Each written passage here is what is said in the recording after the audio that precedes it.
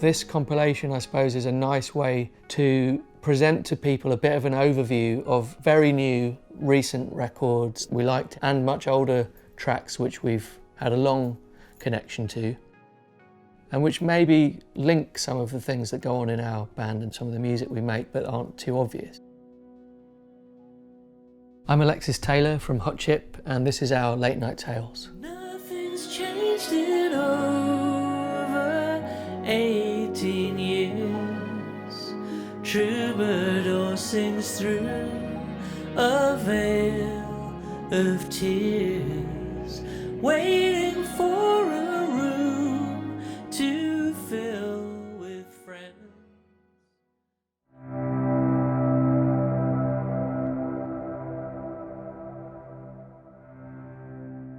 The first track on the record is by Christina Vanciu, and it's called At Dawn.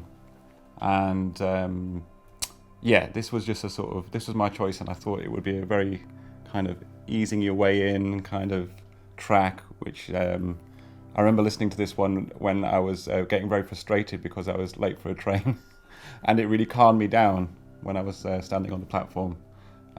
So I always remember that moment, and it's just very sort of evocative of natural landscapes, and there's it's just a bit of a kind of a sort of sonic sorbet of some kind. I'm like a burning fire. Leave me, you old vampire. You try to... This rhythm and sound record is one of the first things I thought of to include on the compilation. It's a 10-inch single made by these Berlin-based producers, Moritz von Oswald and Mark Ernestus, under the name Rhythm and Sound, and they worked with Cornell Campbell, who's a Jamaican singer, to make this what really is a blueprint for kind of dub techno. But I bought this when Hot Chip went on tour for the very first time. So we went to Hard Wax, which is a great record shop in Berlin. We went there when we were opening for this band Faithless, and I just have fond memories of doing that touring for the very first time, but also finding a record that I didn't listen to in the shop. I just took a chance on it, and it sounded unlike anything else I'd ever heard. And then many years later I got back into that and all their other productions, and it just is something that feels like a kind of nighttime, deep vibe for listening to. First I take you, then you take me, bring some life into a fantasy. The track To the Moon and Back is by Fever Ray. Karen Dreyer, who's also known as part of The Knife, and we have been admirers of her work for many years. She's just really cool. And this track got a lot of play, so I think people will sort of know this song as well, but it's just like the kind of the craft to the production, the power of it, the way she evokes a lot of sort of desire with her voice, and it's a real happy maker. So yeah, it was quite an easy choice. Candy says,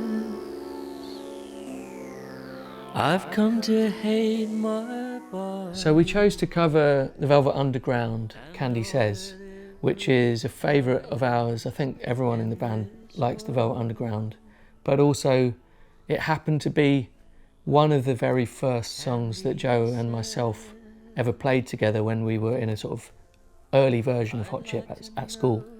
So we probably played it to about 12 people at lunchtime in a outdoor theatre performance that nobody other than us would remember.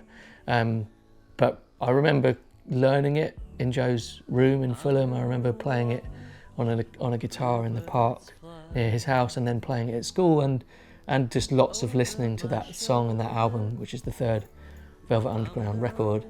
And that record of theirs is such an amazing thing. So it's nice to pay tribute to it, but also there's a very nice fan of Hot Chip in Japan called Tatsuya, who knew that we had covered that years ago, and he said to me, will you ever record that, do you think? And I didn't say yes, but we've now recorded it. So It's nice to kind of make something that means something to us and connects to other people out there.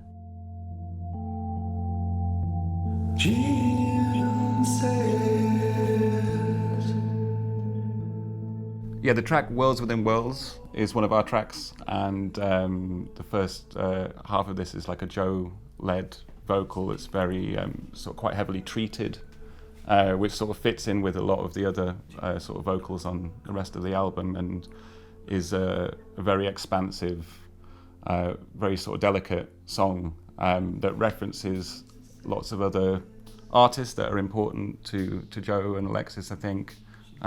One of whom is James Murphy, and I actually played this track for him and not telling him that he's kind of referenced in the song, and he was super into that. And yeah, it's one of my favourite ones, and came from the sessions that we were doing for the Bath Full of Ecstasy album, but didn't make it onto that record, so we were really pleased that it got out there on the Late Night Tales compilation, yeah.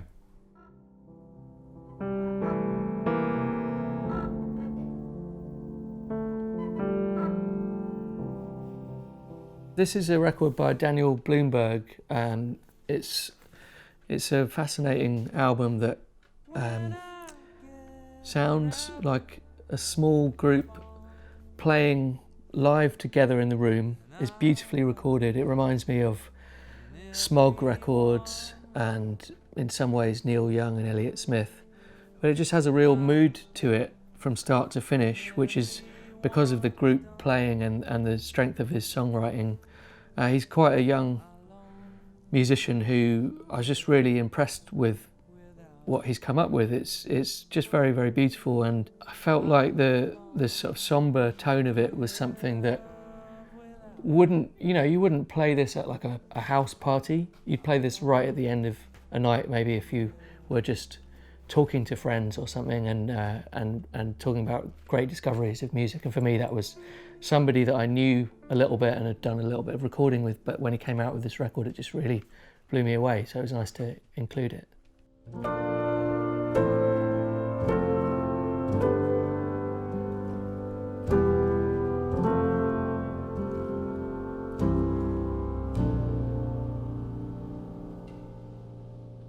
I've selected the track Ode from the Nils Frahm solo record. Nils Frahm did something for Late Night Tales, a great compilation, and this is something that I just remember a couple of years ago when it came out, walking into Rough Trade record shop and hearing this song playing and not knowing what it was. I suppose what was intriguing to me about it was it sounded like a piano in combination with a double bass and a zither. It was really beautifully recorded, and I was trying to figure out what those sounds were. And then once I bought it and got it home and read a bit more about it, I realised it was just one single piano for the whole album, but it's this ginormous piano that a guy called Clavins, who's like a piano maker in Germany, built. I think it has a sort of 15 or 20 foot high soundboard. You have to go up a set of steps to the keyboard to play the piano. And that's what Nils Frahm recorded this whole record on. And he built that sort of huge soundboard in order to get lots of overtones and lots of different frequencies out of a piano. So it's like the richest sounding, the biggest sounding piano that there is. That's a quite crazy idea. And it just fascinated me to hear a close mic'd piano, very beautiful melodies, very kind of haunting music, but something familiar about the sound because it's a piano, and yet it's unfamiliar because it's somebody's new interpretation of a piano.